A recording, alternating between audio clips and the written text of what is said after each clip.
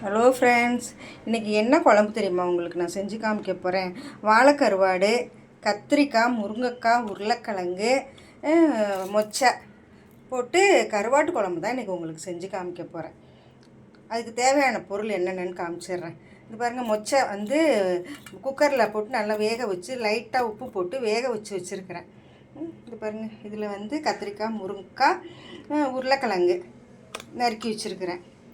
ஒரு 10 துண்டு கருவாடு இருக்குது இதில். அதுக்கு தேவையான பொருள் என்னென்னு பார்க்கலாமா? இங்கே பாருங்கள், கல் உப்பு, பெரிய லெமன் சைஸ் புளி, மிளகாத்தூள் 2 ஸ்பூனு,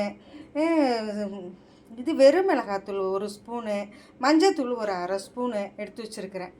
தாளிப்புக்கு வந்து கடுகு, வெந்தயம், சோம்பு எடுத்து வச்சுருக்கிறேன். பாருங்கள், இந்த புளியை ஊற வைக்கிறதுக்கு வந்து இந்த கழனி தண்ணியில் ஊற வச்சுக்கலாம். 2 மீடியம் சைஸ் தக்காளி நறுக்கி வச்சுருக்கிறேன். 100 கிராம் சின்ன வெங்காயத்தை நறுக்கி வச்சுருக்கிறேன். ஒரு 6 பல் பூண்டு எடுத்து வச்சுருக்கிறேன். 2 பச்சை மிளகாயை கீறி வச்சுருக்கிறேன். தாளிப்புக்கு இங்கே பாருங்கள், இது கருவேப்பிலை எடுத்து வச்சுருக்கிறேன். இதுதான் இது தாளிக்கிறதுக்கு தேவையான பொருட்கள். பாருங்கள் ஃப்ரெண்ட்ஸ், ஒரு 100 கிராம் கிட்ட இது பாருங்கள் நல்லெண்ணெய் தான் ஊற்றிருக்கிறேன். ஊற்றிட்டு இந்த பாருங்கள் தாளிப்பு எடுத்து வச்சோமா அதை போட்டுக்கலாம். கடுகு, வெந்தயம், சோம்பு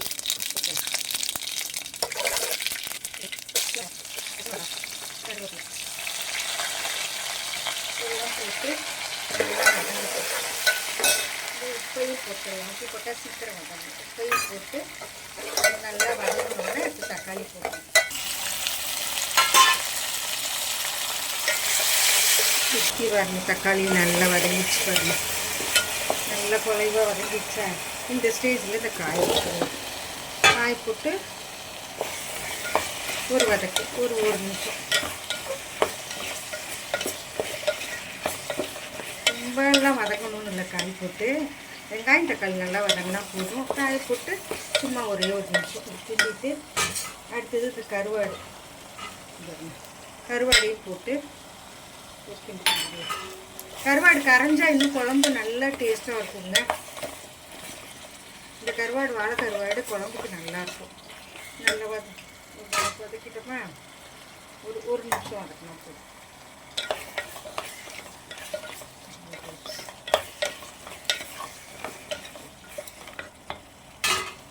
வேக வச்சுருந்தோம்ல மொச்சை, அதையும் போட்டுடலாம்.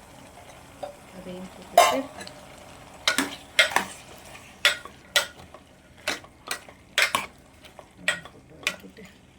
புளி கரைச்சி கழனியில் ஊற வச்சுட்டு இருந்தேன்ல புளி, அதையும் கரைச்சி அதிலே மிளகாத்தூள், மஞ்சத்தூள் எல்லாம் இந்த பாருங்க எல்லாமே போட்டிருக்கிறேன். அதையும் இதில் ஊற்றிடலாம். எல்லாத்தையும் போட்டு ஒரு நிமிஷம் எல்லாம் வதக்கிடுச்சா, இது பாருங்கள் கரைச்சி வச்ச புளி, மிளகாத்தூள், மஞ்சத்தூள் எல்லாத்தையும் போட்டு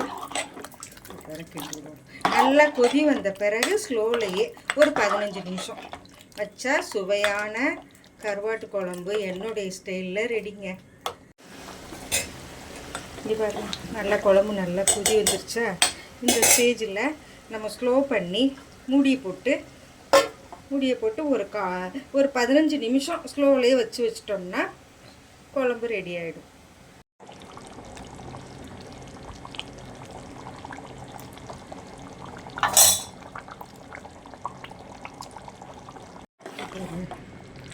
குழம்பு நல்லா ரெடி ஆகிடுச்சுங்க. இந்த மாதிரி இந்த திக்னஸில் இருந்தால் போதும். ரொம்ப திக்காகவும் வேண்டாம், தண்ணியாகவும் வேண்டாம். அதுலேயே ஒரு அவிச்ச முட்டையை போட்டோம்னா நல்லா உப்பு காரம்லாம் ஊறி செமையாக இருக்குங்க வச்சு சாப்பிட. இதுக்கு காம்பினேஷன் முருங்கைக்கீரை இருந்து செஞ்சோம்னா ரொம்ப நல்லா இருக்குங்க. முருங்கைக்கீரை